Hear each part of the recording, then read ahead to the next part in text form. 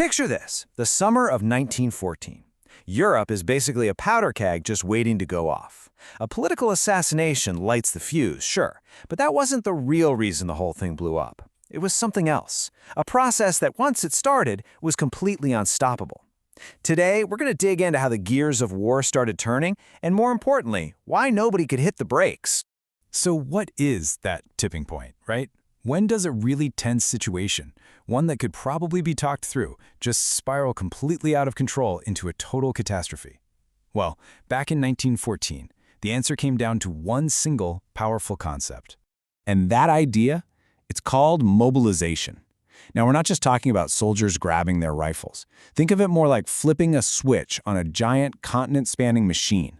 It meant pulling millions of reservists out of their everyday lives, packing them onto thousands of trains that had to run on incredibly precise schedules, and launching war plans that had been perfected for years.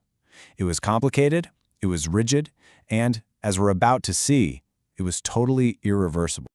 And this is where things get really tense. You've got this unstoppable process, this machine, clashing with the slow, careful pace of politics. You see, the generals in 1914 had a completely different idea of time than the diplomats did. For them, the clock was always ticking. And you've really got to get this. These war plans weren't like a menu you could pick and choose from. No, they were these incredibly intricate, interlocking timetables.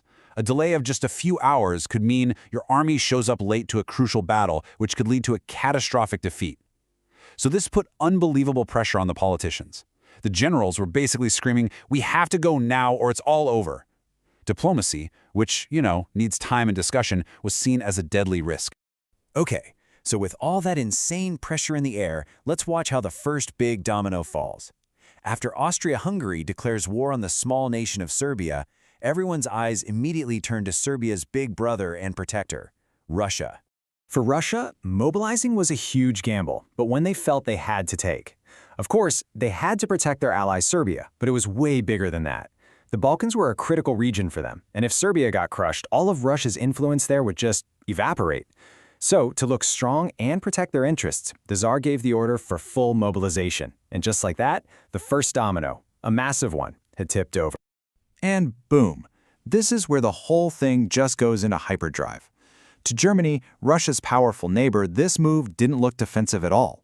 To the German High Command, Russian mobilization was a ticking bomb pointed right at them. And here's why they felt that way.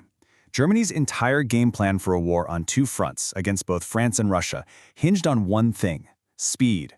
The whole idea was to hit France hard and fast, knock them out of the war, and then turn to deal with the huge Russian army, which they knew would take a long time to get ready.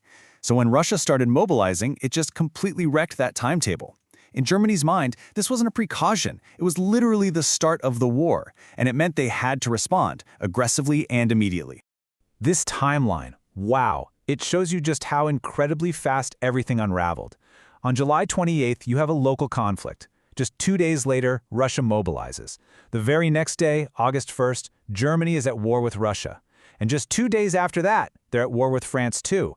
In less than a week, these interlocking military plans dragged the whole continent into a massive war. What's so wild is that while all this is happening, leaders are desperately trying to talk.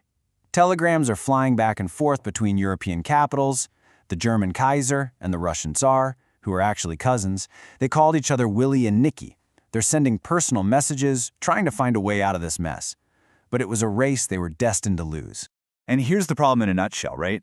You have mobilization, which is fast, it's almost automatic, running on precise railway schedules, it's all about action.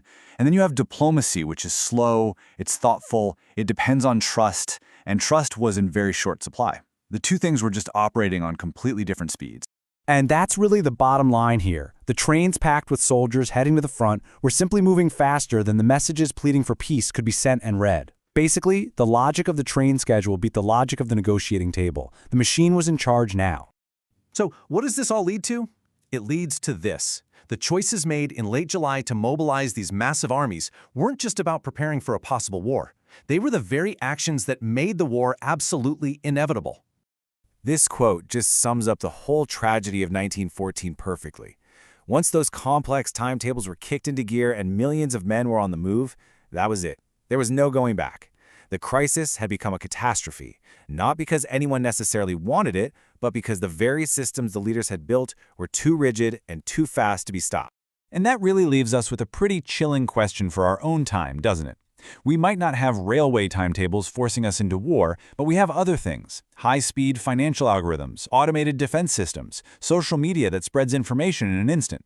It makes you wonder, have we built new kinds of machines that, once you turn them on, could also move faster than our ability to control them? What is our modern point of no return?